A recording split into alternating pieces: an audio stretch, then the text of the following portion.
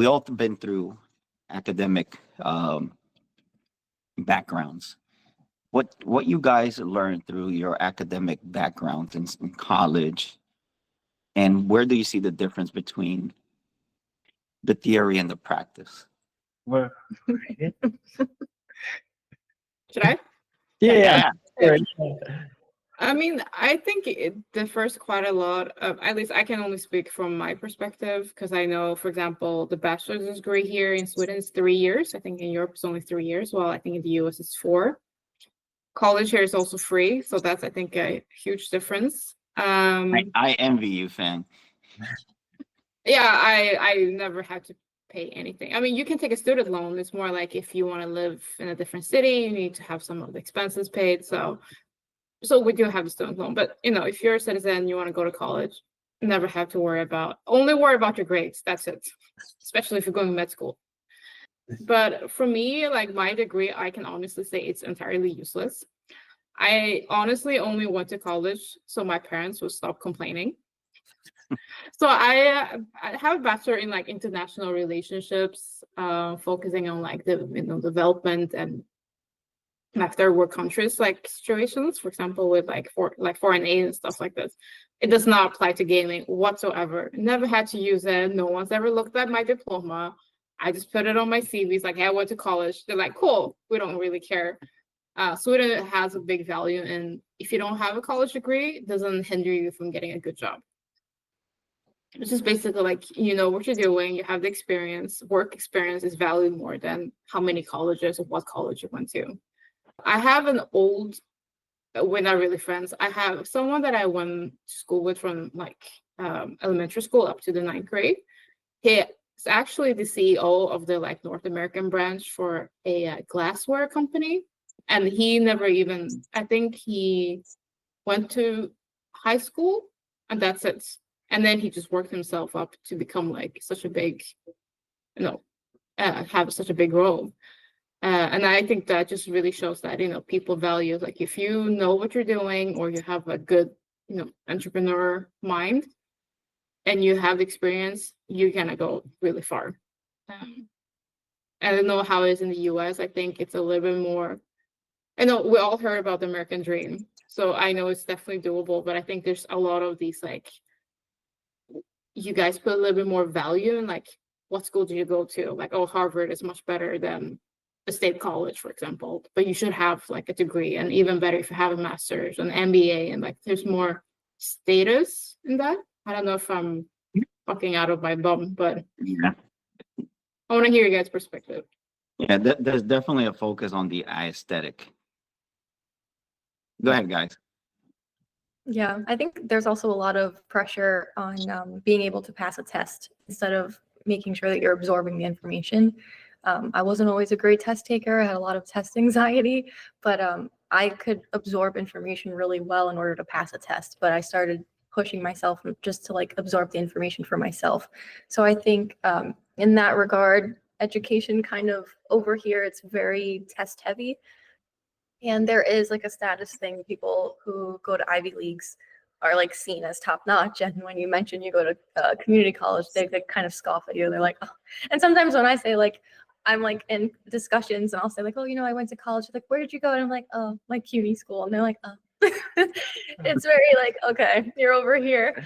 But I will say I had amazing professors at my local community college, and it was beautiful. And for me, I love the structure that was provided in my education, like through deadlines and through, presentations. Even though I hated it, it taught me a lot about routine, responsibility, and how to make sure you're meeting deadlines and kind of like fighting procrastination and just like making sure you're in the rhythm of that. I don't know, for me, college was great. It really helped me open up my creativity. It helped me explore a lot of theories creatively that I wouldn't have approached on my own. And it just helped me like kind of gave me the confidence I needed to go after like what I loved. And I love the independence of it. You get to go to school for subjects that you actually enjoy learning about, and you're going to get an education because you're hungry for knowledge. It's not just like you're going to school because you have to. So I'm a big promoter of college for that reason. Unfortunately, we do have to pay for college over here, and it is expensive. And it's not. I wish Boo. Yeah. because I would be in college all day long if it was free.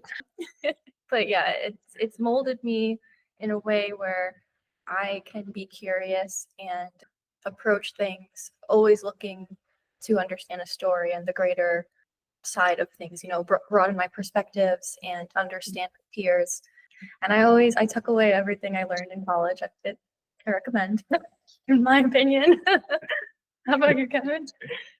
Originally, I wasn't gonna go to college. Like I didn't really like want to go to college because with the major that I really wanted to go into, it was more based on experience. Can you use your camera and how well can you use it? And how well can you adapt to certain situations while using the camera? Which didn't really have to do with like the education of history. Like it's good to know about the history of it. It's good to know about like certain theories of it and to know the origins. Like the origins and the direction of where it was going in. But as an artist, I was like, I don't really need college for art. It just so happened that before like applying to college, I got into a program that was called the ASAP program. And the ASAP program, it was an accelerated study for an associate's degree. In Staten Island, they extended it because it was for all CUNY schools, and all CUNY schools had 2-year degrees, but in Staten Island it was a CUNY, but they also had bachelors. So the ASAP program adjusted themselves for the Staten Island college so that you get your bachelor's degree for free. So basically, the only reason why I went was because I got into the ASAP program, and they basically paid for the tuition, and they paid for transportation, they paid for all of it. So if anybody's out there going to college right now and going to CUNY and NYC, search up ASAP program so then you go for free.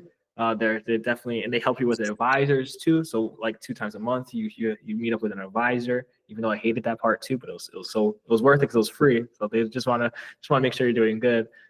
And then the things that I learned in college, like I said before, history, a little bit of the origins, techniques, but taking the theories into the world wasn't like, it was just things that like I already knew. Like before I got into